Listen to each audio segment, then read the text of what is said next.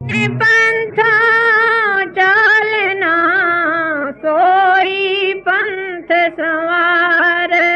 हम इस जन्म में कर्म देते हैं। मैं ब्राह्मण हूँ, ज्योतिष को मानता हूँ, कर्म फिलॉसफी को जानता हूँ। कई रिश्तेदार मेरे दोस्त वगैरह, उनके सेवे मैंने भृगु संहिता से निकाले, उनके हालात ठीक निकले। पिछले जन्म में जो जो कुछ किया हुआ है वो हमको भरना पड़ता है।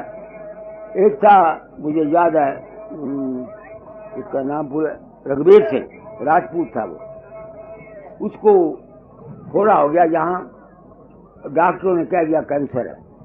मेरे साथ प्रेम करता था, तो जब कैंसर सुना तो वो मेरे मंदिर में आ गया।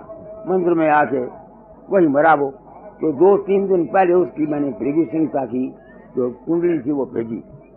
मेरे कुंदन लाल मेरे वाकफ से दो थे, उनको मैंने बोला, वो वहां से मुझे सुनाने के लिए आया। उसमें लिखा हुआ था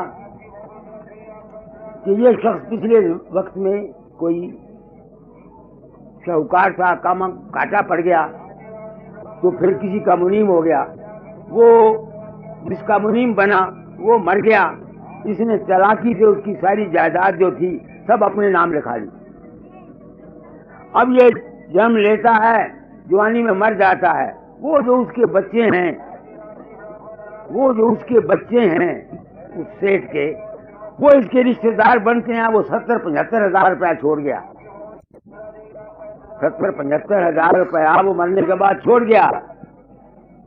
मैं शायद गलत भी मान लेता, मगर उसमें एक पॉइंट मुझे मिला। उसमें 2 पॉइंट थे। एक तो मेरे मतलब लिखा हुआ था, एक लिखा हुआ था उसके मतलब कि इसके खानदान का कोई रिश्तेदार इसके बच्चों की संभाल करेगा। तो उसके कोई रिश्तेदारों में से था, वो मिलिट्री में नौकर था। जब वो मर गया, उसने उस नौकरी को छोड़ दिया, अब उसकी दुकान पर बैठा हुआ है। तो मुझे यकीन आता है कि ये हम सब कर्म के भोग भोगते हैं। अगर सनातनिष्ठों को तो ये चाहिए, जो कर्म को मानते हैं, कि वो अपने सनातनिष्ठों को तो ये चाहिए, जो कर्म को मानते हैं, कि वो अपने आप को संभाल के रखे। अपने कर्म को ठीक नहीं करता, उस पर कोई पाप नहीं। मगर जब हम मानते हैं फिर हम गलती खाते हैं, तो जो जानबूझ के जो गलती खाता है उसकी सजा तो उसको मिलेगी। हम कर्म से अपने कर्मों के फल से बच कह सकते हो। तो आप लोगों ने मुझे बुलाया, सत्संग किया, ये कोई तमाशा तो है नहीं। क्यों आए हैं आप? What for are you come? सत्संग के लिए। सत्संग से मिलता क्या है? बिन सत्संग विवेक न होई और राम कृपा बिन सिर्फ न सोई। सत्संग से समझ मिलती है। क्या समझ मिलती है? जिससे तुम्हारा लोक भी सुखी हो और तुम्हारा परलोक भी सुखी हो। अगर गर्जमंद आता है वो गौर से सुनेगा। जो तमाशा देखने के लिए आता है वो या तो खुरकता रहेगा बैठा हुआ, या कोई और बातें सोचता रहेगा, या इंदौर की सोचता रहेगा, या कहीं और की सोचता रहेगा। इस वास्ते सत्संग सिर्फ अधिकारी के लिए होना चाहिए। ये सत्संग तमाशा नहीं है, न ये मेला है। ये तो दुनिया ने, हम लोगों ने एक तमाशा बना लिया। जितना और विषय है, इस तरह सत्संग भी एक विषय बन गया। सत्संग तो बड़ी भारी चीज है, बशर्ते कि कोई सत्संग का अधिकारी मिले। सत्संग की कदर करने वाले बहुत कम आदमी हैं दुनिया में। जिन भूखा होता है आदमी, बीमार होता है, तुम जाओ डॉक्टर, किस तरह आदम से बैठते हो? जो 10 रुपए भी कहे ना टीके देगा, 10 रुपए भी निकाल के देते हो तुम, क्योंकि तुमको गरज होती है। सत्संगों में तुमको मोती मिलती हैं, हीरे मिलती हैं, और तुम इस कान सुन के इस कान निकाल देते हो। क्या फायदा? मेरे अगर बस में हो तो मैं रात को 2 बजे सत्संग रखा, पर तुमने मानना नहीं। तुमको गरज हो उस वक्त है। मेरे अगर बस में हो तो मैं सत्संग का वक्त सुबह 2 बजे रखूं, रात को। जो गरज वाले हैं वो आए।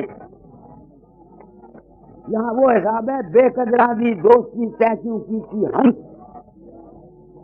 मास मास तेरा सीखा चढ़ गया और गलियां रुड़ गए पंख। सत्संग गनीमत है। जो आप सत्संग के लिए आए हैं उनको मैं कहता हूँ कि अपने मन वचन कर्म को शुद्ध रखने की कोशिश करो। आगे कबीर खेत किसान का मेरे गाँव खाया झाड़, खेत बेचारा क्या करे, जो धनी करे ना बाड़।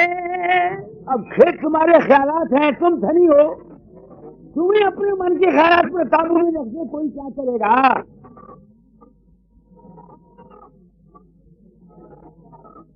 खेत तुम्हारे मन के ख्यालात हैं, जैसे तैसे विचार हैं, तुम वो बीजते हो।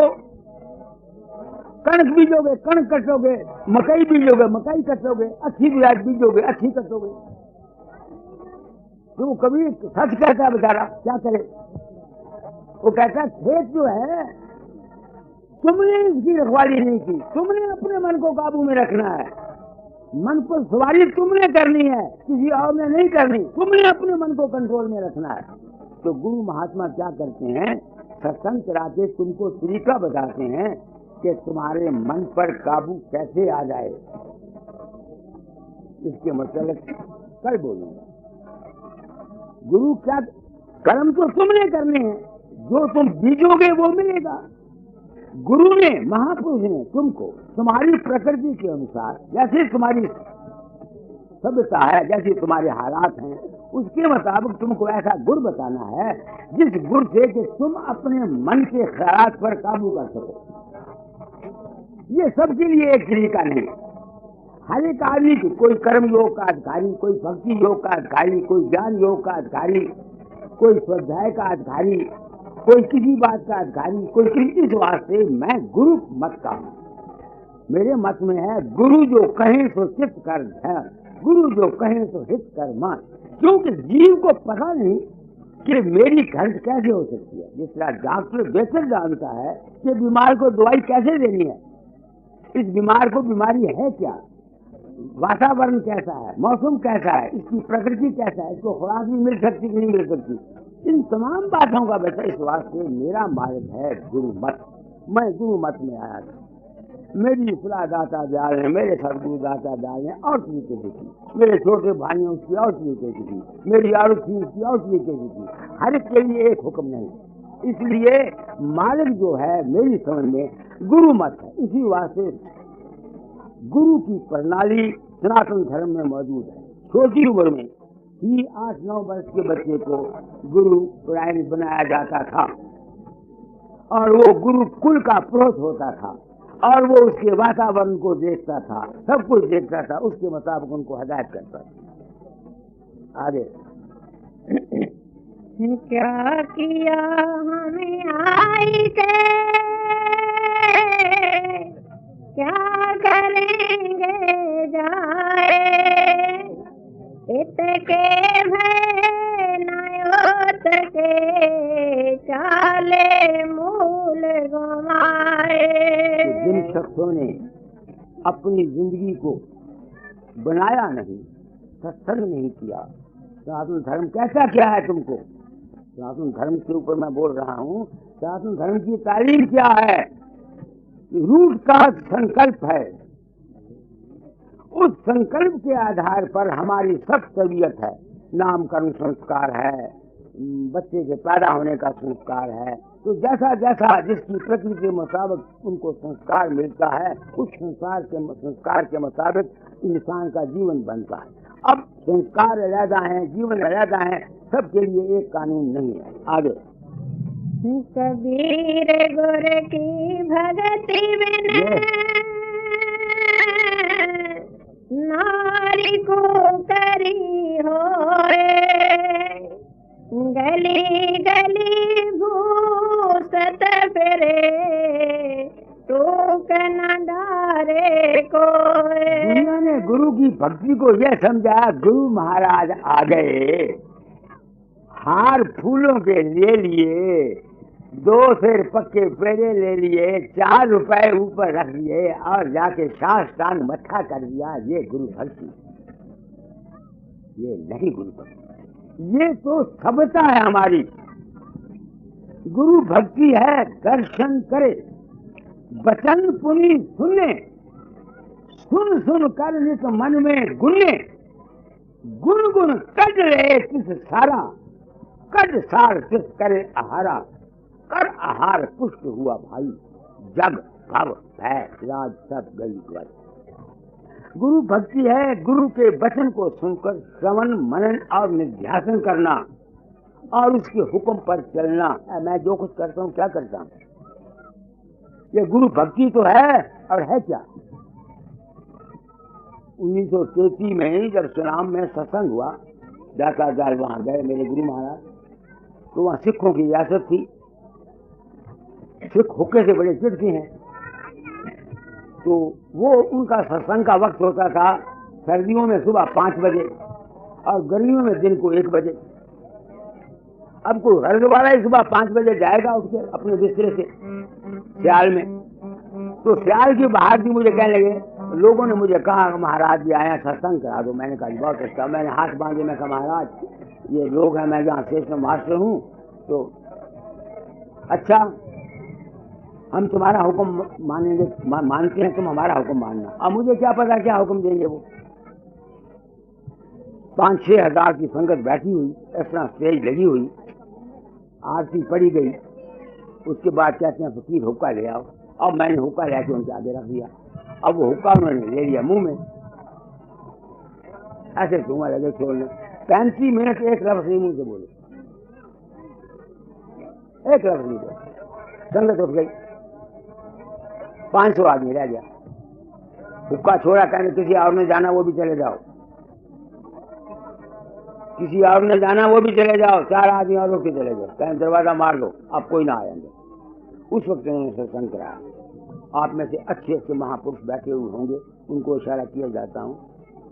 वो सारा सत्संग मुझको बोला। उनका फकीर जमाना बदल जाएगा, मजहब मिलत खत्म हो जाएंगे, पुरानी वर्णशाली खत्म हो जाएगी। तुम अपना शरीर छोड़ने से पहले तालीम को बदल जाना। मुझे उन्होंने नहीं कहा तू इंसान बनू की आवाज उठा, मुझे उन्होंने नहीं कहा तू ये कहो। मैंने अपनी जिंदगी में जो कुछ बैसियत एक सच्चे शिष्य के और बैसियत एक सच्चे गुरु के जो कुछ मेरे अपना जीवन का अनुभव आया, मैंने वो बयान किया। अब जब मैं किसी के अंदर नहीं जाता, अफ्रीका में अमेरिका में लोगों के अंदर मेरा रूप प्रकट होता है, अब मैं सोचता हूं कि मैं बात क्या है, कौन जाता है, उससे मुझे यकीन हो गया आहा ऐ इंसान तो खुद पूर्ण है। ओम पूर्णम पूर्णमद वेद मंत्र है। ऐ इंसान तो खुद पूर्ण है, तेरे अंदर तमाम दुनिया भरी हुई है। क्यों कि तू उस मालिक का संकल्प का नतीजा है जिसने आदमनु को बनाया था। जो कुछ ब्रह्मांड में है वो सब कुछ तुम्हारे पिंड में है, तुझको उसका पता नहीं। अगर तू इस बात को समझ जाए तो सब कुछ तेरे अपने अंदर ही भरा हुआ है। जितना तू प्रेम करेगा, जितना तू साधन करेगा, जितना तेरी नीयत साफ होगी, जितने तेरे ख्यालात होंगे, जैसे तेरे कर्म होंगे, वैसा तेरा तुमको फल मिलेगा। ये मेरी बात समझ में आई। तो जो कुछ मेरी, क्योंकि मेरे समय ऋण था गुरु का, उन्होंने कहा था फकीर ये काम कर जाना, और मैंने काम कर दिया। और मुझे ये खुशी है कि मैं काम किया, फंसा नहीं। काम मैंने किया, मैं फंसा नहीं। तुम में से बहुत से राधा स्वामी हो गए, तुम बुरा मानो या अच्छा मानो, इस गलत गुरुइज्म ने तुम्हारी आंखों में मिट्टियां डाली हुई हैं। तुमको सच्चाई का कोई पता नहीं। तुम सब गुरु पशु हुए हुए हो। गुरु पशु, तिरिया पशु, वेद पशु, नर पशु, संसार मानुष काहे जानिए, जामे विवेक विचार। सोच समझ से काम लो, अपने मन की खरीद को आप करो। गुरु भक्ति यही है कि गुरु के संग में, सोबत में जाकर बादब होकर बैठो, अपनी सूरज का मुंह खुला रखो, जो कुछ सुनते हो सुनते जाओ, फिर घर में बैठ के जुगाली करो। जो शकूक पैदा हो उनके मतलब सवाल करो। जहां सवाल और जवाब नहीं होते वहां गुरु चेले का व्यवहार नहीं है। यहाँ अंधेर गर्दी नहीं है, न किसी की आंखों में मिट्टी डाली जाती है। ये प्रत्यक्ष प्रमाण है। गुरु चेला सवाल करता है, गुरु जवाब देता है। तो गुरु और शिष्य का तल क्या है? सवाल और जवाब तक है। बाकी जो कुछ भी है वो सब तुम्हारी गुरु भक्ति में क्या हुई? गुरु भक्ति है गुरु के सत्संग में जाकर अपनी शंकाओं का निवारण करना, अपने भ्रमों का निवारण करना। गुरु की दया है क्या? कहीं मुझे कहते बाबा दया कर दे, मैं फूंक मार दिया की करा? जब दया गुरु की हुई, निश्चय की शक्ति मिल गई, निबलता जाती रही और बल की शक्ति मिल गई। आ गए सत्संग में, अब संग सत का हो गया। दुर्मति जाती रही, सुमति की शक्ति मिल गई। गुरु की दया है बुद्धि को निश्चयात्मक कर देना, यही शास्त्र कहते हैं। हम लोग तो गुरु पशु हो गए सारे। जितना राधा स्वामी मत है इस वक्त, ये सब का सब गुरु पशु है। किसी को सच्चाई का पता नहीं, न हकीकत का इल्म है, बस धन गुरु धन गुरु धन गुरु करना जानते हैं। तो गुरु भक्ति ये है, पढ़ो इसको। गुरु भक्ति बिन कबीर गुर की भगति बिन नारी को करी होए, गली गली भूसत फिरे तूक न डारे कोए। क्यों? गुरु बुद्धि को निश्चयात्मक बना देता है। नारी सुरत है, जिसकी बुद्धि निश्चयात्मक नहीं हुई वो भटकता फिरेगा, कभी उधर कभी उधर कभी उधर कभी उधर कभी उधर कभी उधर कभी उधर। आगे कबीर गुर की भगति बिन राजा गदहा होए, माटी लदे कुम्हार की घास न डारे कोए। काया मंजन क्या करे, कपड़ा धोयम धोए, ओ जल हुआ न छूट सी, सुख नींदड़ी ना सोए। कपड़े के धोने से क्या बनता है? मन को धोवो। आगे ओझल पहने का पड़ा, पान सुपारी खाए, कबीर गुर की भगत बिन बांधा जमपुर जाए। क्यों जाएगा जमपुर बांधा? मैं अपनी आत्मा से सवाल करता हूँ, क्या ये ठीक कहता है कबीर? मुझे अगर आज कबीर की वाणी में, इन संतों की वाणी में सत्ता नजर ना आती, मैं ब्राह्मण का बच्चा हूँ, मुझे नरक जाना पड़ता, मैं इनके बरसात ले जाता।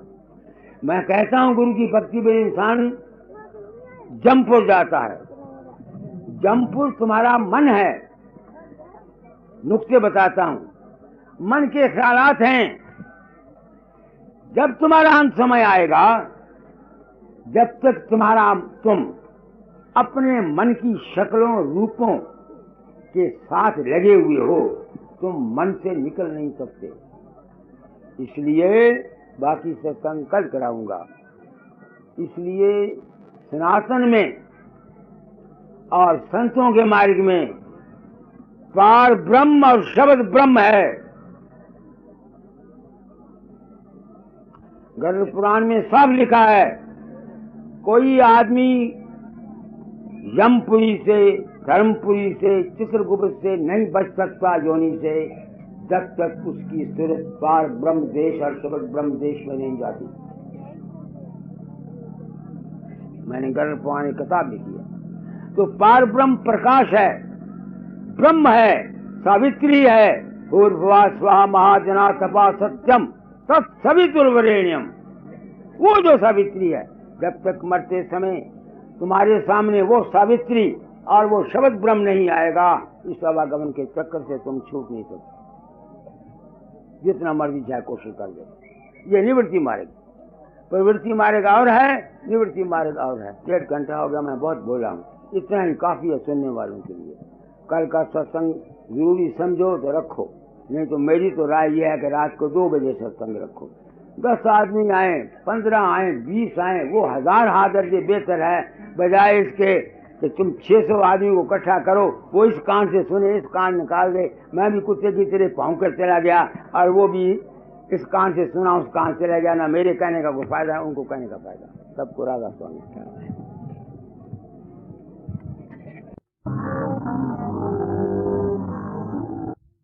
कल कहा था हर एक आदमी जो काम करता है उसका कोई मिशन होता है, किसी गरज को लेके काम करता है। आज मैं घूमने के लिए गया बाहर, वहाँ अनेक मतों, अनेक मजहबों, अनेक धर्मों के अपने अपने पंडाल लगे हुए हैं। ख्याल आता है फकीर चंद तेरे गम में गुरु ने ड्यूटी लगाई थी जगत कल्याण की, निबल अबल अज्ञानी जीवों के हित के लिए। तू कौन है? ये संसार पड़ा है, अनेक विचारधारे हैं, अनेक धर्म हैं, अनेक कर्म हैं, अनेक मजहब हैं। कौन है तू? मेरे अपनी आत्मा से पूछता हूँ कि क्या पिद्दी का शोरबा क्या कर सकता है तू? इसका एक इलाज वो ये कि इंसान वो है जो अपना कर्म पूरा कर जाता है, अपनी ड्यूटी पूरी कर जाता है। उसका नतीजा क्या निकले इसका मुझे पता नहीं।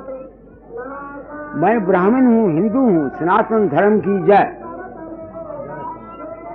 सनातन धर्म में एक गाथा है,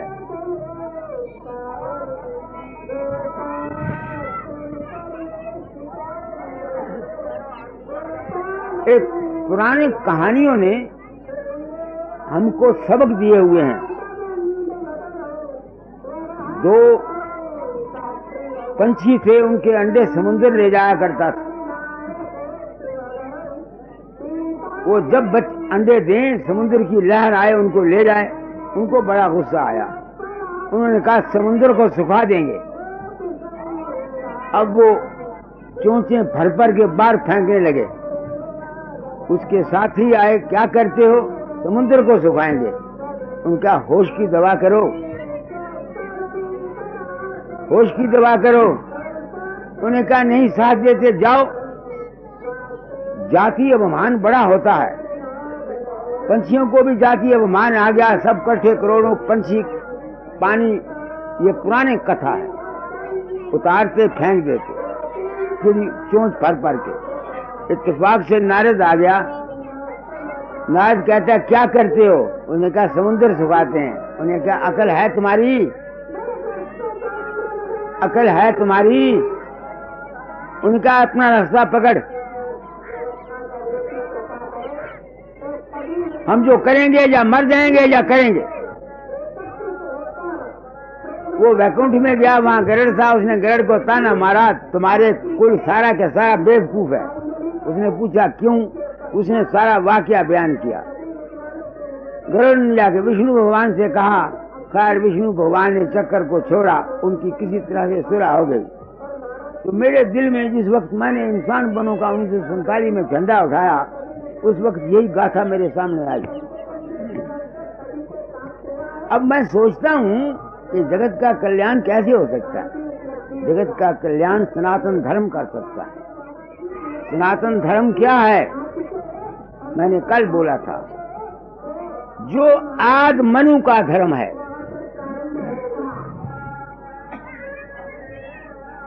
आद मनु को इस कर्ता पुरुष ने, सोहंग पुरुष ने अपनी संकल्प से, अपनी वासना से बनाया था। वो कर्म का सिलसिला चल निकला।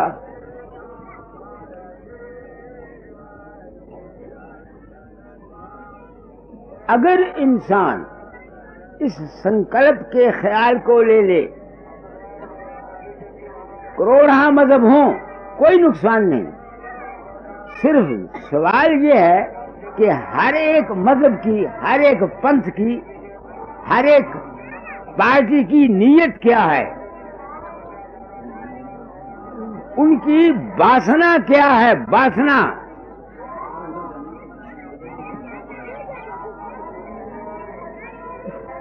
तो वासना को ठीक करना, वासना से ही ब्रह्मा विष्णु महेश्वर उत्पत्ति हुए हैं। ये देवता जितने हैं हमारे सारे, ये दिव्य शक्तियां हैं। मैं यहाँ कुंभ पर आया हूँ। ये कुंभ का स्थान है। यहाँ कहते हैं समुद्र मथा गया था और जो अमृत का कुंभ निकला, उसके कुछ हिस्से यहाँ यहाँ पड़े।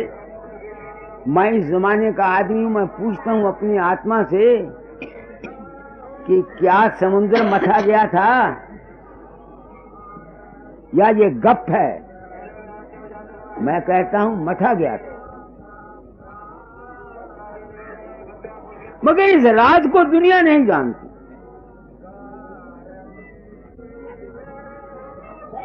इसका वो पता लगा सकता है जिसको ज्ञान है।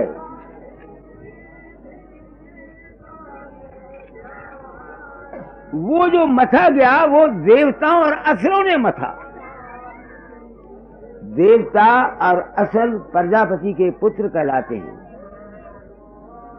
असुर बड़े हैं, देवता छोटे हैं। बड़े भाई असुर हैं, देवता छोटे भाई हैं। ये दुनिया की रचना ज्योति स्वरूप एनर्जी से पैदा होती है। एक किस्म की रोशनी है, किरण है। किरण के अंदर से जो पहली चीज बाहर निकलती है, दीवे को जलाओ जो धुआं बनाती है, वो असुर है। वो जगह घेरता है। जो उसके पीछे रोशनी रहती है वो देवता हैं। हमारे शरीर के अंदर हर वक्त हमारा मथन होता रहता है।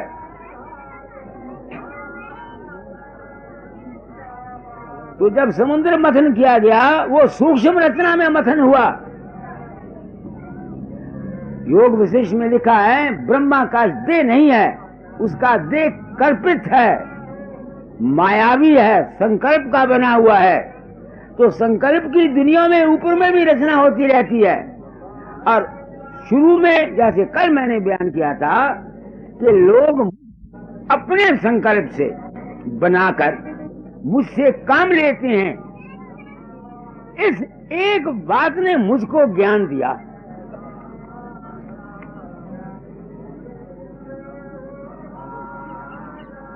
टप्पल में यादव राम एक हेडमास्टर है। तो मैंने कहा भाई मैं कहीं नहीं जाता। तो वो कहता है पंडित जी हम झूठ बोलते हैं। मैंने कहा कहो।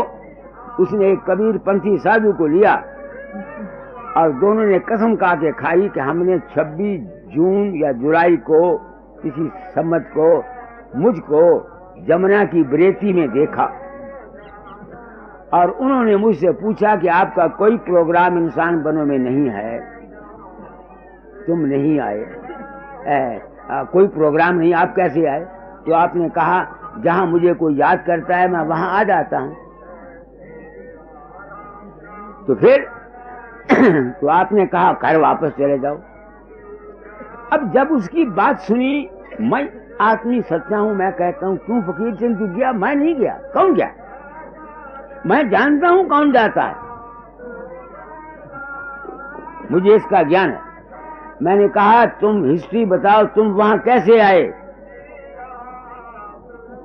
उसने बोला हम रात को सत्संग करके जाया करते थे, 8 बजे उस दिन 10 बज गए। घर में औरत ने गुस्से में कुछ कहा मुझे, आपकी हिदायत है शांति रखना। मैं बोला नहीं, मगर गुस्सा था। सुबह 5 बजे बजाय 7 के मैं उठ करके बाहर चला आया। तो मैं गया नहीं। मैं कहा जब तुम वापस गए कहाँ थे? तुम्हारी औरत क्या करती थी? कि आपकी फोटो के सामने पड़ी हुई बेहोश पड़ी थी। मैंने कहा तुमको नहीं समझ आता? कौन गया? उस औरत का वासना, उस औरत की जबरदस्त इच्छा, चूंकि मेरे रूप में मानती थी ना, तो उसकी अपनी ही औरत के संकल्प ने मुझको बनाया और मेरे पास से काम ले लिया। अगर ये राज जिसको मैंने खोला है, अगर संसार के प्राणियों के अंतर आ जाए, तो जिसकी जी चाहे राम को पूजे, जिसका जी चाहे कृष्ण को पूजे, जिसका जी चाहे देवी को पूजे, है तो सभी इंसान के अपने ही मन का खेल है। झगड़ा खत्म हो जाता है, हमारा द्वेष खत्म हो जाता है। इस वक्त जो द्वेष बढ़ा हुआ है, इतने पंथ और मजहब हैं, वो इसीलिए है कि संसार में अज्ञान है। मैंने क्या कहा है आप लोगों को? आप महापुरुष हैं, अच्छे अच्छे महापुरुष बैठे हुए, माताएं हैं, तो मैंने इस ख्याल को लेकर हिम्मत की कि मैं इस राज को बता जाऊंगा। ये राज मैंने नहीं बताया, ये राज राधा स्वामी दयाल ने बताया, ये राज कबीर ने बताया, ये राज दादू ने बताया, ये राज पलटू ने बताया, ये राज उपनिषदों के ऋषियों ने बताया। उपनिषदों के ऋषि इसको छाया पुरुष कहते हैं।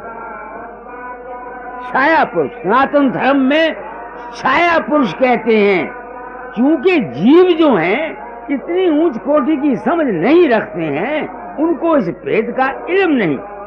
और हम महंत जो हैं, पंडित जो हैं, या गद्दियों वाले जो हैं, ये अपने झूठे मान के कायम रखने के लिए, अपने दौलत के लिए, अपने पैसे के लिए इस बात को पर्दे में रखते हैं, और जीव सारे अज्ञान में फंसकर बम्बल भूसे में पड़े हुए हैं। मेरी बात को महापुरुषों सोचना। कहा स्वामी जी ने भी यही, शास्त्रों ने भी यही कहा, सत कबीर ने भी यही कहा, सब महापुरुषों ने यही कहा, मगर कहा इस तरह से सैन बैन, धर्मदास तो ये लाख दुहाई, सार भेद नहीं बाहर जाई, संत बिना कोई भेद न जाने। मैंने इस ख्याल को, चूंकि मेरे समय ड्यूटी थी, मैंने इस राज को खोल दिया, ताकि जो समझ बूझ वाले आदमी हैं, एक तो ये लुट ना जाएं। अब जिसने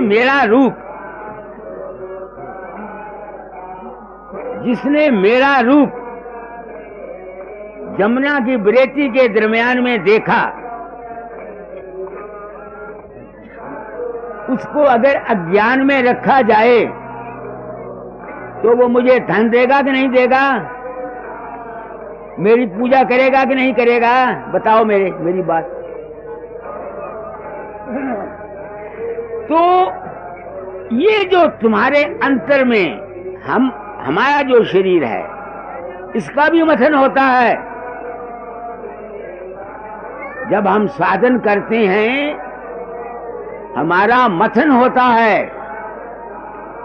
जब जीव इस देह में आता है, वहां समुद्र का मथन हुआ। पहले क्या निकला? जहर निकला।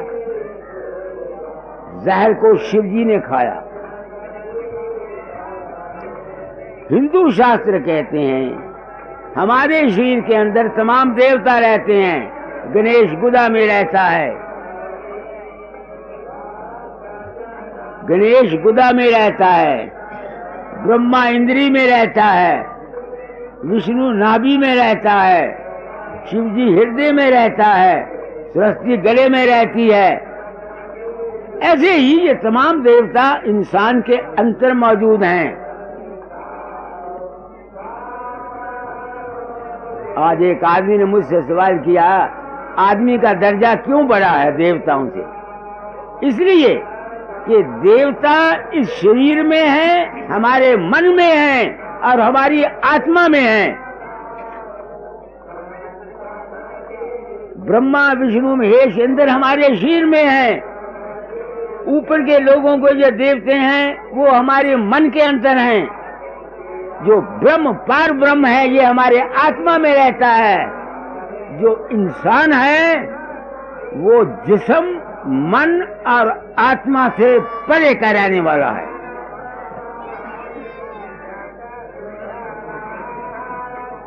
तो सनातन धर्म क्या है?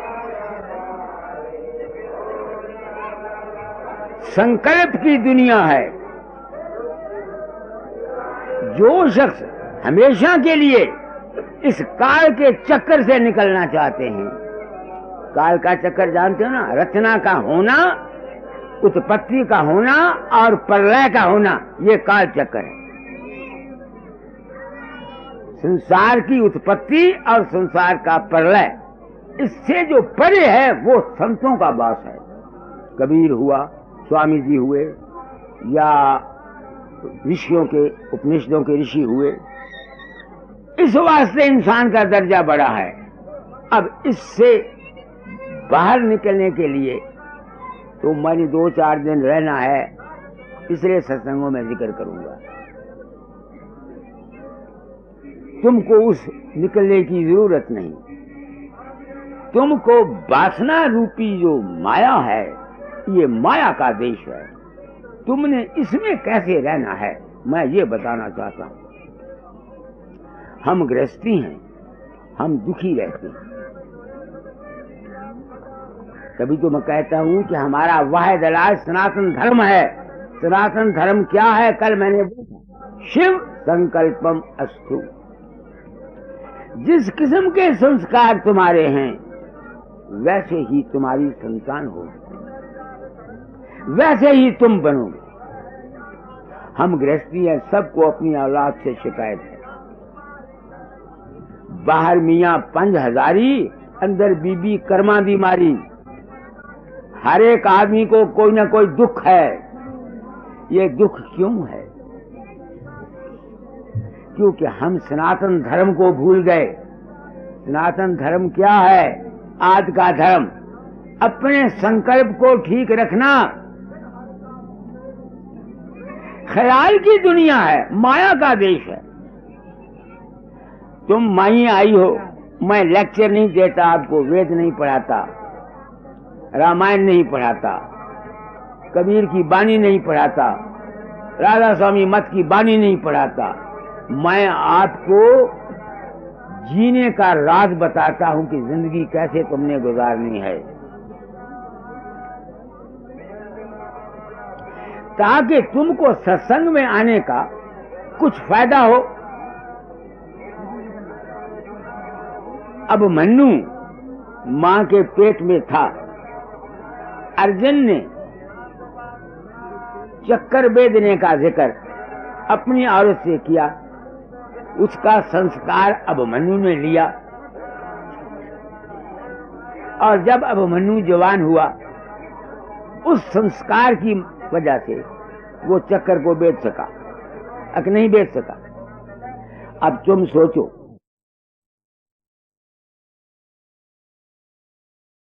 बस हुआ, बच्चा पेट में आ गया।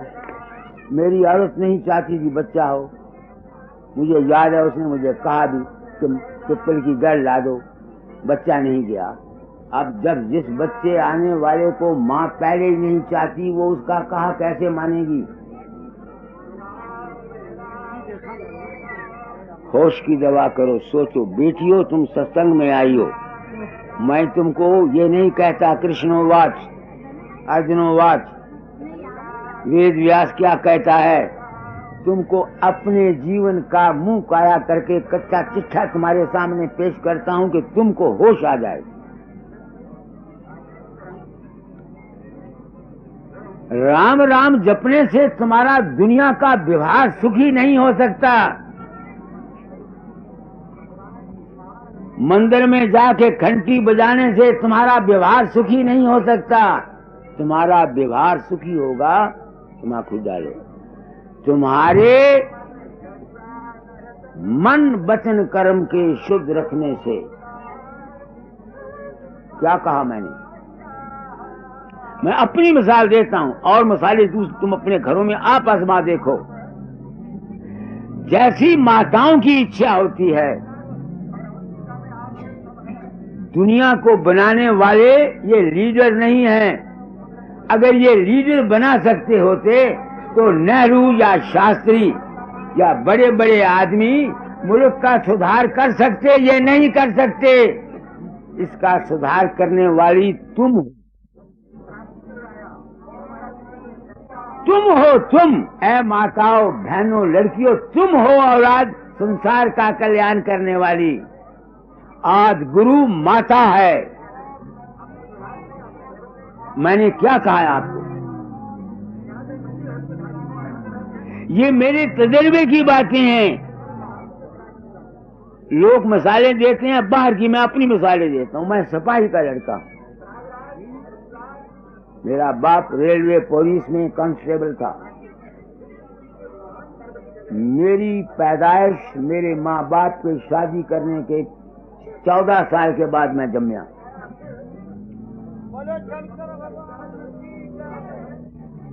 तो मेरी माता मुझे कहा करती थी, बच्चा, मैं स्टेशन पर होती, स्टेशन मास्टरों को देखती, लाल हरी चनिया लिए हुए, गाड़ी में डीटीएस आता, टीआई आता, तो कहा करती थी, बच्चा, मैं भी मत्था टेका करती थी भगवान के मेरे भी कोई बच्चा हो चंडियां लेके फिर गाड़ी में सफर करे। उसका फल ये निकला, मैं स्टेशन मास्टर हुआ। मेरे छोटे भाई राय साहब ट्रैफिक मैनेजर हुए। मैं ये सत्संग तुम लोगों को कराना चाहता हूं। इसमें हिंदू का कोई सवाल नहीं, मुसलमान का कोई सवाल नहीं, तुम्हारे जीवन की घड़त है। तो ये कौन तालीम देता है तुमको? सनातन धर्म देता है। सनातन धर्म की किताबों को पढ़ के देखो। जब से सनातन धर्मियों ने अपना सनातन धर्म छोड़ दिया, मुल्क बर्बाद हो गया। अच्छी औलाद नहीं पैदा होती, संस्कार ठीक नहीं है। हमारे ऋषि बेवकूफ नहीं थे जो जाति, गोत्र और वर्ण को देखते थे। गुण, कर्म और स्वभाव को लड़के और लड़कियों के रिश्तों की वजह से देखते थे। आजकल तो पैसा, गुण, कर्म, स्वभाव रह गया, कुल कोई नहीं देखता है। पिछले जमाने में कुल देखते थे, कुल। इसकी माँ कैसी थी, इसका बाप कैसा था, इसका दादा कैसा था। तो ये है सनातन धर्म की कुंजी। अपने संकल्प को ठीक करो। फिर उसके बाद जब बच्चा पैदा हो जाता, उसको नामकरण संस्कार देते। जैसी जिसकी प्रकृति होती, गुरु लोग नाम देते थे। क्षत्रियों के घर का बच्चा और तरह का संस्कार लेगा, ब्राह्मण के घर का बच्चा और तरह के संस्कार लेगा, वैश्य का बच्चा और तरह के संस्कार लेगा। वो जो गुरु लोग थे वो जानते थे कि इसके खानदान की प्रकृति कैसी है, उसके मुताबिक उसको संस्कार देते थे। इसको बोलते हैं दीक्षित, नामदान, ख्याल देना। मैं अपनी मिसाल, मैं हूं कौन? जो कुछ मैं काम करता हूं मुझे प्योंदी लगी हुई है ना। मुझे मेरे गुरु ने संस्कार ही दिया हुआ है ना। क्या संस्कार दिया था? जब 1905 में गया, मैं तो गया था अपने दुखों का मारा हुआ गया। वो कहते हैं फकीर, तू दुनिया में फकीरों में चांद बनेगा। आज मैं फकीरी के लुत्फ को समझता हूँ। वो जो उन्होंने मुझे ये लफ्ज कहे थे वो प्योंद लगाई हुई थी। इसको बोलते हैं नाम संस्कार। आजकल तो नाम का संस्कार रस्म रह गई। 2 पंडित बुलाए, पंडित ने 2 मंत्र पढ़ दिए, नाम संस्कार हो गया। मेरे छोटे भाई राय साहब चंद्रनाथ दाता के दरबार में ले गया। पूछते हैं तेरा क्या नाम है? उसने कहा मेरा नाम ढेरूमल है। क्या भद्दा नाम रखा है। मैं कहा हजूर बदल दे। दूसरे दिन उसका नाम बदला। कहते तेरा नाम सुर इंद्रनाथ, तू देवताओं का नाथ और राजा है। मुझे कहने कुर्सी पर बैठा दो। उस लड़के ने मैट्रिक पास नहीं किया, राय साहब का खिताब लिया, 2,500 रुपया तनख्वाह लेके रिटायर हुआ। अब वो सन्यासी हो गया। इसको बोलते हैं संस्कार देना। तो सनातन धर्म ही है। सनातन धर्म कोई मजहब का नाम नहीं, कोई फिरका नहीं, ये सबकी जायदाद है। हर एक इंसान जो दुनिया में पैदा होता है वो जब तक इस पुरानी संस्कृति को, पुरानी संस्कृति क्या है? आजकल के नए नौजवान तबका पुरानी संस्कृति बोलते हैं। पुरानी संस्कृति यही है, शिव संकल्पम अस्तु। मैंने क्या कहा आप लोगों? मैंने आपको बोला कि मैं आपको वो लेक्चर नहीं देता जो किताबों में लिखे हुए हैं, मैं वो बात बताता हूं। तुम जो इतनी दूर से आए हो, तुम लोगों ने मुझे बुलाया, अगर तुम्हारे पीठ पल्ले कुछ नहीं पड़ता, तुम्हें कुछ समझ ही नहीं आती, तुम्हें जीवन गुजारने का रास्ता ही नहीं मिलता, तो लानत है तुमको जो सत्संग में आते हो, और लानत है मुझको जो मैं तुमको सत्संग कराता हूं। क्या फायदा सत्संग का? मैं ब्राह्मण हूं, मैं जो ज्ञान देता हूं इसको बेचता नहीं।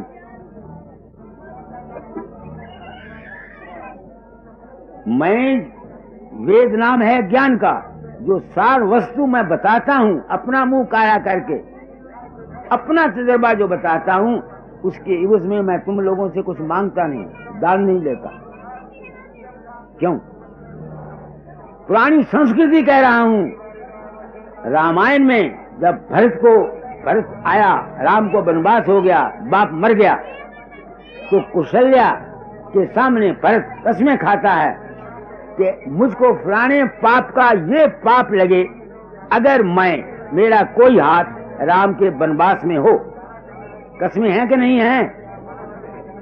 उसमें एक कसम खाता है, जो पाप ब्राह्मण को वेद बेचने में मिलता है वो मुझे मिले अगर मेरा कोई हाथ इसमें हो। आजकल के ब्राह्मण क्या हैं? दर बदर रोटी मांगते फिरते हैं।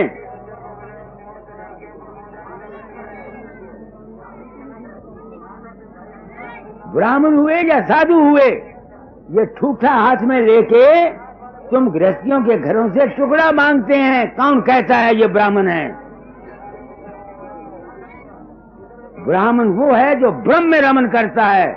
किसी ब्राह्मण को आप भिक्षा मांगते नहीं देखोगे। ब्राह्मण में इतनी ताकत होती है कि उसकी मनोशक्ति दूसरों को अपने पास खींच लाती है और दूसरे उसकी सेवा करते हैं। यह है हमारी पुरानी संस्कृति। तो मैंने शुरू किया था, सनातन धर्म क्या है? सनातन धर्म है वासना को अनुकूल करना, क्योंकि रचना सारी वासना से होती है। जितनी सृष्टि का कर्म है तुम्हारा, जब से संसार बना है, सब जगह वासना ही है। नाम ही माया है। ये मनोमय जगत है, मायामय जगत है, ब्रह्ममय जगत है, संकल्पमय जगत है। इस दुनिया में संकल्प के सिवा कोई दूसरा चीज काम नहीं करती है। इसलिए आप लोग माताओं आई हो, जो गुजर गया, जो नए पौध है, नए नौजवान तबके के आदमी हैं, इनको हिदायत करता हूं कि अच्छी संतान पैदा करो।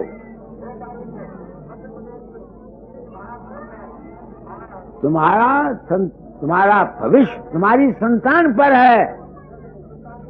मगर अगर अब देखते ही गवर्नमेंट ने कितना इंतजाम किया, बहुत झाड़ देने वाली फसलें, अच्छे मवेशी दूध देने वाले गायें, कितना गवर्नमेंट ने इंतजाम किया है।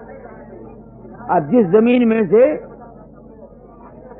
10 मन दाने निकलते थे, अब 50-50 मन निकलते हैं। कभी गवर्नमेंट ने या हुकूमत ने या आदमी की जात ने सोचा है कि हमारी औलाद अच्छी हो? किसी का ध्यान इस तरफ गया?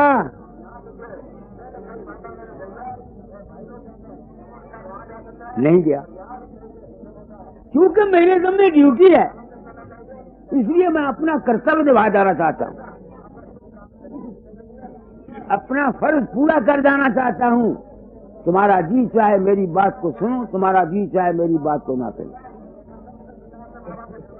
मैं सिपाही हूं, गुरु की आज्ञा है, जो मेरी समझ में आता है अपनी नीयत से सच्चा होकर मैं कह जाता हूं। तो सबसे पहले किस चीज की जरूरत है? तुम अपने आचरणों को ठीक करो। मैं तुमको एक बात कहता हूं, अपना मुंह काला करके, अपना मुंह काला, किसी की मिसाल दूंगा तुमको बुरा लगेगा, अपना तो मैं काला कर सकता हूं मुंह। हमारे बच्चे जो कुछ हैं वो हम हैं। मैंने तीसरी जमात में, दूसरी में पढ़ता था, मैंने चोरी की। किसकी? एक हवालदार का लड़का था, उसकी कलम चुरा लाया, उसकी पेंसिल चुरा लाया, उसकी कॉपी चुरा लाया। उसने अपने बाप को कहा, उसने मेरे बाप को कहा, मुझे थप्पड़ पड़े। छोटी उम्र की बात करता हूं। अब मैं सोचता हूं कि मैंने चोरी क्यों की? इसलिए की कि मेरी माँ चोर थी। तुम पूछोगे माँ कैसे चोर थी? वो चोरी नहीं गिनी जाती, मगर मैं उसको चोरी गिनता हूं। माँ, मेरा बाप गरीब था, तो बाप मेरा पुलिस में था ना, तो उसमें से तनख्वाह के अलावा जो पार्सलों के पैसे, 2 पैसे नग या पैसा नग मिल जाता था ना पुलिस वालों को, तो वो मेरा बाप खीसे में ले आया करता था। तो मेरी माँ कहा करती थी, बच्चा मैं तेरे बाप के, मैं अपनी माँ बाप की बदनामी करके तुम लोगों को उपदेश देना चाहता हूं। अगर तुम में कोई गैरत का मादा है और तुम सिर्फ तमाशा देखने के लिए यहां नहीं आए, सत्संग के लिए आए हो, तो तुम्हारी जिंदगी बदल सकती है। तो मेरी माँ उस पैसे को अपने मेरे बाप की खीसे से इकट्ठी करती रहती थी। तो जब मुसीबत आई, मेरे बाप को तकलीफ हुई, लूंदे निकले, मुलाजम थे, वो छूत की बीमारी होती है, उठा करके थाने अस्पताल ले चले, बोल नहीं सकता था। तो मेरी माँ कहती है, तेरे बाप ने बच्चा माथे पर हाथ लगाया और ऐसे कहा, है नहीं पैसा। तो मैंने 80 रुपए जमा किए हुए थे, वो उसके कमर के साथ बांध दिए। दुनियावी नुक्ता नगाह से चोरी नहीं है। स्त्री जाति के ख्याल से इसको चोरी नहीं गिना जाता, मगर वो चोरी है। अभी मैं उसके पेट में था, उसका असर मुझ पर ये पड़ा कि मैंने तीसरी जमात में एक स्कूल लड़के की मजाक नहीं, मुझे क्या पता चोरी होती कि नहीं होती, बच्चा जो था ही। ऐसे ही मैं तुमको कहता हूं कि अगर तुम अपनी औलाद को ठीक बनाना चाहते हो, तुम चाहते हो कि भारतवर्ष बचे,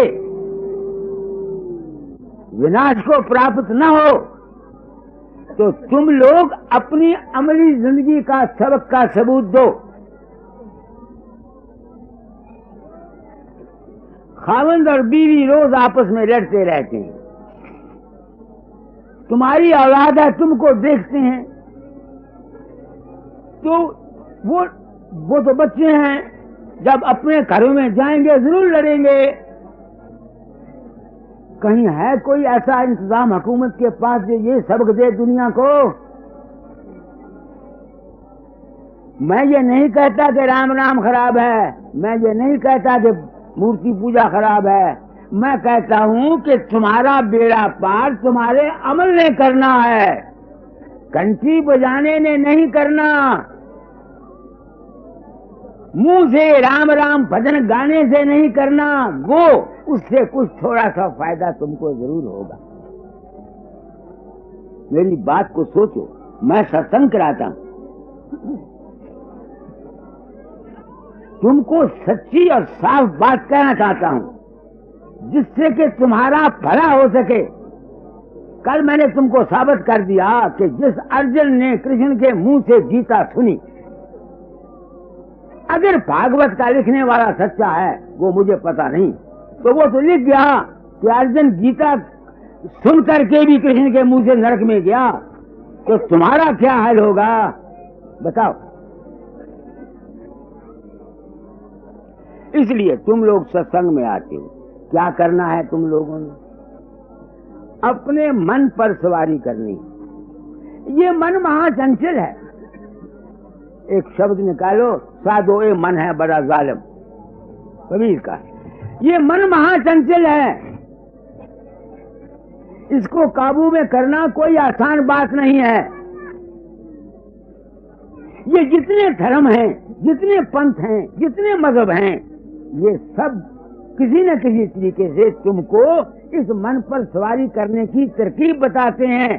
कोई मजहब गलत नहीं, कोई धर्म गलत नहीं, मगर जो प्योंद आदमी तुमको लगाते हैं, गुरु तुम्हारे पंडित, तुम्हारे मौलवी, तुम्हारे मुल्ला, तुम्हारे गुरु, जो वो मंत्र तुमको देते हैं, जो तजवीज वो बताते हैं, आया उनके अपने मन काबू हुए हैं? अगर उनके मन खुद काबू नहीं हुए, वो लाख तुमको नाम दे जाए, लाख तुमको उपदेश दे जाए, लाख तुमको व्याख्यान कर जाए, तुम्हारे पर कोई असर नहीं होगा। क्योंकि प्योंद लगाने वाला जो आदमी है, वो खुद आमिल नहीं है। मैं नाम नहीं देता दुनिया को, हालांकि मैं डिग्री होल्डर हूं, मेरे नाम हुक्म है, निकाला, पढ़ो। ये मन महाचंचल है, इसको काबू करना महाकठिन है, पढ़ो। साधो ये मन है बड़ा जालिम, साधो ये मन है बड़ा जालिम, जाको मन से काम पड़ो है, तिस ही होए है मालूम, जाको मन से काम पड़ो है, तिस ही होए है मालूम, साधो ये मन है बड़ा जालिम, मन कारने जा उसकी छाया, मन कारने जा उसकी छाया, तेह छाया में हटके, तेह छाया में हटके, निर्गुण सारे गुण मन की बाजी, निर्गुण सारे गुण मन की बाजी, खरे से आने भटके, खरे से आने भटके, साधो यह मन है बड़ा जालिम। अब इस मन के जुल्म का नतीजा तुम देखो भारतवर्ष का क्या है। जिसके अंदर राम प्रकट हुआ है, तो उसका अपना मन, जैसे मैंने बोला आपको, उसने समझा ये राम और है कोई जो बाहर से आया है, वो रामापंथी बन गया। जिसके अंदर में कृष्ण का रूप प्रकट हुआ है, तो उसका अपना मन, मगर वो कृष्णापंथी बन गया। जिसके अंदर बाबा नानक प्रकट हुआ है, तो उसका मन, वो नानक पंथी बन गया। जिसके अंदर कबीर प्रकट हुआ है तो उसका अपना मन, वो कबीर पंथी बन गया। इस तरह से ये भारतवर्ष इस मन के अज्ञान की वजह से मानव जाति बट गई। मैं तुमको कितनी सच्ची बात कहता हूं कि मैं किसी के अंदर नहीं जाता। ऐसे ऐसे मैंने केस देखे हैं, आप हैरान होंगे कि जिसका मेरे पांव के नीचे से मिट्टी निकलती है। मैं सरसों हेड़ी गया, ब्राह्मणों का वो 100 घर का है, 100 घर है वहां, एक गांव है ब्राह्मणों का। वहां जब मैं गया, एक औरत आई मेरे पास, उसने एक बच्चा मेरी गोद में रख दिया। मैंने कहा, माई तू कौन है? बाबा जी मैं फलाने की नूह हूँ, तो मेरा ससुर आपके सत्संग में जा करता था, ये बच्चा आपकी दात है। मैंने कहा कैसे? उन्होंने कहा 18 साल से मेरे औलाद नहीं थी, तो मेरे सासों से बातें करते थे कि इसकी शादी दूसरी कर दो। मैं अपने मकान में आई, रोने लगी, आपको याद किया।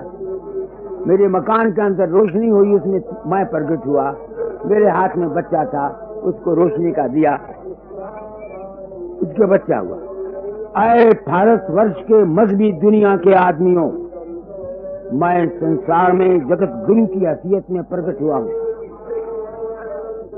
गुरु नाम है ज्ञान का, सच्चा ज्ञान दिया जाता हूं। और मेरे शरीर को कुछ पड़े, मैं झूठ नहीं बोलता, मैं नहीं गया।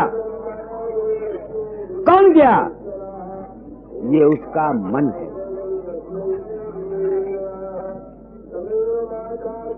राधा स्वामी दयाल की एक वाणी है, जगत सब धोखे धार बहा।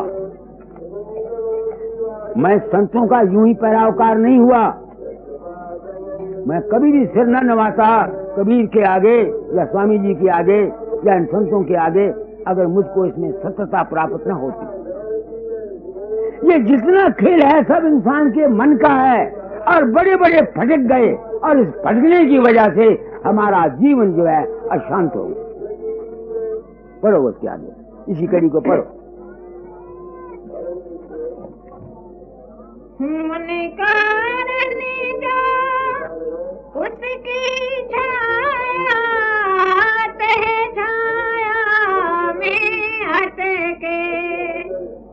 निर्गुण सारी गुण मन की बाजी, खरे सियाने भटके। भटके कि नहीं भटके? बड़े बड़े भटक गए। तुम्हारे अंदर रूप रंग रेखा बनाने वाला तुम्हारा ही मन है, और ये मन कहां से बना? तुम्हारी वासना से बना। इस माया आदि माया कीनी चतुराई, झूठी बाजी साज दिखाई। यही शास्त्र कहते हैं कि ब्रह्म से माया का जो उत्पत्ति थी, उसने सृष्टि को रचा, और तमाम संसार भ्रम में आया हुआ है, चक्कर काट रहे हैं। आगे मन ही जाना लोक बनाया, मन ही जाना लोक बनाया। 5 तत्व गुण कीने, 5 तत्व गुण कीने। 3 लोक जी वन बस कीने, 3 लोक जी वन बस कीने। पर न काहू जीने। किसी को समझ नहीं आती ये मन है क्या। ऐसी मार मारता है। योगियों को इसने मारा, भक्तों को इसने मारा, ज्ञानियों को इसने मारा, ज्ञानियों को इसने मारा। मारा कि नहीं मारा? है? अफ्रीका में, अमेरिका में मेरा रूप प्रकट होता। उन आदमियों को मैं धर्म से हजार आदमी मेरा ध्यान करते हैं, उनके अंदर मेरा रूप प्रकट होता है, दुआएं बताता है। कल भी मैंने कहा था मरते समय ले जाता है, मुझे पता नहीं होता कौन आता है। इंसान तेरा अपना ही मन है, तू इस मन के चक्कर में आया हुआ है। अगर इस दुनिया में रहता है तो अपने मन को अपने काबू में कर ले, क्योंकि तुम्हारी दुनिया जो बनेगी तुम्हारे ख्याल की दुनिया बनेगी, तुम्हारे विचार की दुनिया बनेगी, तुम्हारी आस की दुनिया बनेगी। यही संत कहते हैं। तो संत क्या कहते हैं? सनातन धर्म क्या कहता है? इस मन को काबू करना। मन छाले मारता है, इसको काबू करने का इलाज मन को एक तरफ से हटाकर दूसरी तरफ लगाओ, जो शुभ कार्य देने वाला हो। बुराई की तरफ से अच्छाई की तरफ लगाओ। तुम्हारी मर्जी है, तुम अपने ख्याल को राम नाम से बदलो, तुम्हारी मर्जी है कृष्ण नाम से बदलो, तुम्हारी मर्जी है वागरू नाम से बदलो, तुम्हारी मर्जी है अल्लाह के नाम से बदलो, तुम्हारी मर्जी है राधा स्वामी नाम से बदलो, तुम्हारी मर्जी है पांच नाम से बदलो। जिस तरीके से तुम्हारी मर्जी है करो, बशर्ते के तुम्हारा मन ऊट पटांग गलत ख्यालात हर वक्त ना सोचता रहे, तरह तरह के विचारों में तुम्हारा मन जो हर वक्त गलतान न रहे। तुमको हर मजहब वाले ने अपना अपना सिमरन और ध्यान बताया, मुबारक हैं वो। मतलब तो तुम्हारे मन को बुराई की तरफ से हटाकर अच्छाई की तरफ लाना है। तो बुराई क्या है? ख्याल है। अच्छाई क्या है? ख्याल है। अपने ख्याल को बदलो। मैं नहीं कहता, मैं राधा स्वामी मत कहूं, बिल्कुल इनकार नहीं करता, मगर मैं ये नहीं कहता कि तुम जरूर मेरे ही मत के हो जाओ। मगर याद रखना, जो गुरु जो महात्मा तुमको नाम देता है, तुम्हारे मन के बदलने की तजवीज बताता है, आया उसका मन बदला हुआ है या कि नहीं। अगर उसका मन खुद नहीं बदला हुआ, वो तुमको लाख उपदेश करे, तुमको कोई फायदा नहीं होगा। तुमने सुना होगा किसी आदमी के पास कोई माई गई, बच्चे को लेकर के, महाराज गुड़ बहुत खाता है, उन्होंने कहा 2 हफ्ते में लेके आई, तो 2 हफ्ते मुड़ के आया, माई ने ले आई, उसने कहा बच्चा गुड़ ना खाए। उन्होंने कहा अच्छा महाराज। तो माई ने पूछा महाराज ये उसे मेरे क्या देंगे? उन्होंने कहा मैं उसे गुड़ आप खाना। अब तुम सोचो, मैं खंडन नहीं कर रहा, मैं महात्मा हूं, फर्ज करो मैं बन गया। अगर मेरी ये नियत है कि मैं जाऊंगा उज्जैन में, वहां पंडाल बनाऊंगा, वहां मेरे चेले आ जाएंगे, 2000 रुपया 1000 रुपया इकट्ठा करके मैं ले आऊंगा मानवता मंदिर के लिए। अगर मेरी ये नियत है अपने दिल के अंदर, और मैं आके तुम लोगों को उपदेश करता हूं, तो मेरे उपदेश के अंदर क्या चीज जाएगी? जो कुछ मेरे अंदर है,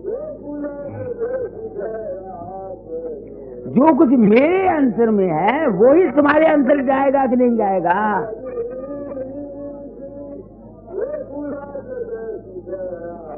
पुत्र औलाद पैदा करना और चेले बनाना एक ही बात। याद रखना, शास्त्र कहते हैं, मैं सनातन धर्मी हूं, रैयत के गुनाहों का बोझ राजा पर आता है और राज के पापों का बोझ माँ बाप पर जाता है, चेलों के कुकर्मों का जिम्मेवार गुरु पर जाता है। इस वास्ते मैंने नाम नहीं दिया दुनिया को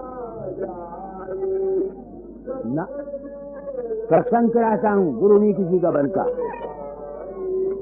क्यों नहीं बनता? क्योंकि गुरु नाम तो है ज्ञान का, गुरु नाम तो है समझ का, गुरु नाम तो है विवेक का, गुरु नाम तो है विश्वास का, गुरु नाम है श्रद्धा का। ये जो भी कभी गुरु हुआ,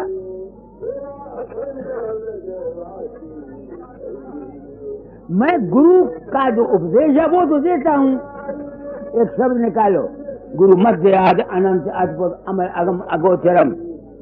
मेरे दाता दयाल रात पाक, जिस रात पाक ने मुझे ये काम दिया, वो गुरु का रूप आपको सुनाता हूँ। गुरु किसको कहते हैं? वो मेरे गुरु महाराज। पढ़ो।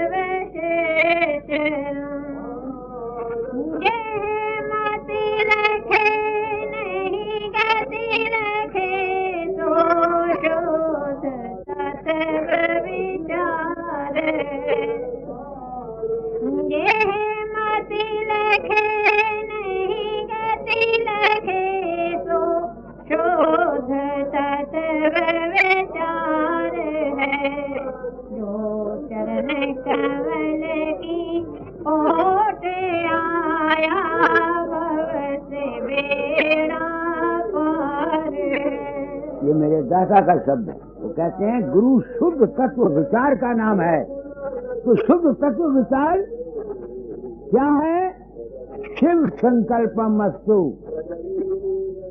मन वचन कर्म पर काबू रखना, यही सनातन धर्म का शिक्षा है। सनातन धर्म की यही शिक्षा है। सनातन धर्म में गुरु प्राण बनना पड़ता है। पहले माता गुरु है, पिता गुरु है, बहन भाई गुरु है, स्कूल के मास्टर गुरु हैं, फिर सदगुरु गुरु है। गुरु की पदवी ज्यादा है। गुरु क्या करता है? शुद्ध तत्व विचार देता है। मगर वो विचार कौन दे सकता है? कौन दे सकता है? जितना डॉक्टर एक एमडी होता है, उसने मुर्दे चीरे हुए होते हैं, उसको हर एक बीमारी का पता है। जो बीमार उसके पास जाता है, उसको जैसी जैसी उसकी बीमारी होती है, उसके मुताबिक उसको इलाज बताता है। इतना वो गुरु नहीं जो सबको एक ही रास्ते पर हाँकता है। वो गुरु नहीं जो सबको एक ही रास्ते पर हाँकता है। जिस तरह से बीमारी तो है, बीमारियां मुख्तलिफ हैं, उनके इलाज मुख्तलिफ है। इस तरह हर एक प्रकृति वाले के लिए, हर एक जीव की प्रकृति के लिए उसकी प्रकृति, वातावरण, उसके माँ बाप का संस्कार, उसका देश, उसका काल, उसके वस्तु को लेकर के जो शख्स उपदेश करता है, उसका नाम है गुरु। आगे गुरु विष्णु मूरत शिव की सूरत, गुरु को ब्रह्मा जाने तो, गुरु ब्रह्म है परिब्रह्म है, ये सोच समझ के माने तो गुरु उपदेश करता है। हमको क्या उपदेश किया? माफ करना, माँ ने उपदेश किया। जैसे माँ के ख्यालात थे, जैसे बाप का ख्यालात थे, वैसे हम बने। जैसी हमारी सोसाइटी आई, फिर गुरु के पास गए। उसने कहा ब्रह्मचर्य रखो भाई, मानसिक और शारीरिक ब्रह्मचर्य रखो भाई। ये सनातन धर्म का असूल है कि नहीं? 24-25 साल तक ब्रह्मचर्य रखो। ये सनातन धर्म ही है, मेरा तो नहीं। तो इस ब्रह्मचर्य का क्या फायदा? देखो, अशांति का सबसे ज्यादा कारण इस संसार में, वॉर में 90% हमारे ब्रह्म छोटी उम्र की शादियां, छोटी उम्र की हमारे ख्यालात थे।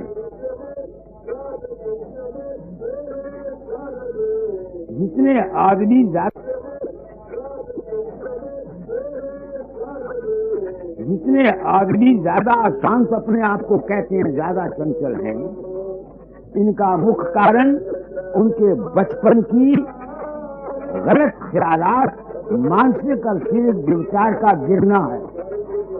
इसका सबूत मेरा अपना जीवन। मेरी उम्र शादी हुई जब मैं 13 साल, 15 साल की उम्र में मैं गृहस्थ में फंसा, खंड खीर समझ ली। नतीजा मेरी किस्मत में अशांति आना था। उस वक्त मुझे पता नहीं था। मेरे दाता दयाल ने, मेरे गुरु महाराज ने हिकमत अमली करके मुझको पहली लड़ाई में बसरे बगदाद भेज दिया। मैं 12 साल वहां अकेला रहा, भक्ति भाग में रहा। मेरा मानसिक शारीरिक ब्रह्मचर्य कायम हो गया। मैं बड़ा संतुष्ट, बहुत शांत, आनंदमय रहता। क्योंकि संतान नहीं थी, दाता ने कहा फकीर चंद अब अभ्यास छोड़ो, औलाद पैदा करो। मैं घर में आया, मैंने फिर इसको खंड और खीर समझ लिया। ज्यादा चला गया, वो जो मेरी शांति थी वो चली गई। ये मेरा सेवा। मेरे पास सत्संगी आते, एक माई मेरे पास आया करती, बूढ़ी हो गई, अभ्यास ही बड़ा करती है, शांति नहीं मिलती। तो मेरी समझ में नहीं आता था इसको शांति क्यों नहीं मिलती। मैंने पूछा, बेटी तेरी शादी कब हुई थी? कि 9 वर्ष की, जब मैं थी। बच्चे कब से हुए? जब मैं 14-13 वर्ष की, जो बच्चे पैदा होने शुरू हुए। अब बताओ, जिस आदमी का मानसिक और शारीरिक ब्रह्मचर्य वक्त से पहले, मेच्योरिटी से पहले गिर गया, अशांति उसके हिस्से में ना आए तो किसके हिस्से में आए? हमारी मन की चंचलताएं इतनी जबरदस्त हैं, उसका कारण है हम सनातन धर्म के असूल से गिर गए। न सनातन धर्म के असूल से हमने औलाद पैदा की, न सनातन धर्म के असूल से हम लाख अपने आप को सनातनी कहें, हम सनातनी हैं, सिक्के लगा देने से तो सनातन नहीं बन जाते। सनातन धर्म है पुरानी सब